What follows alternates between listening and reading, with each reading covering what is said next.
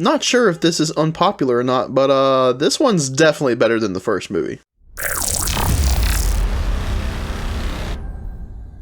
Alright, here's the next part of the 13 for the 13th, Friday the 13th, part 2. This was released in 1981, slightly less than a year after the first Friday the 13th. And this one we get the big introduction to my boy, Jason Voorhees, with the sack over his head. So yes, while this is a big introduction to the character, at least an introduction to him being a serial killer, it's not yet how you typically picture him. Getting into it, this one follows a similar premise to the first movie, an unknown stalker killing a group of camp counselors, but of course we get a new killer, a new group of teens, and this one takes place 5 years later. I always thought that was a little too much of a time jump, but hey, it is what it is. Alice from the previous movie returns very briefly at the start. Well, I say briefly, although there's like 5 minutes of her just kind of laying in bed, recapping the first movie in her head, having a nightmare. And man, just another one of those scenes where I'm like, can we move it on? Just like her in the kitchen in the first movie. But you know, she wakes up, does her thing, finds the window open, opens up the fridge door, and there's Mrs. Voorhees' head in there, and then Jason stabs her in the head. It was pretty surprising for her to go out so fast, and I'm a little sad because I actually liked her a good bit and I would have liked to have seen her more, but again, it is what it is. Although in this movie we get Jenny as the final girl, and she is one of the best final girls in this whole series. I would even say out there in just horror movies in general. I like her a lot, and the way that she sort of defeats Jason in this movie, or at least tricks him more so, I guess, more than anything, is really good. But still, seeing Alice go so fast and kind of in an anticlimactic kind of way is just a little, you know, just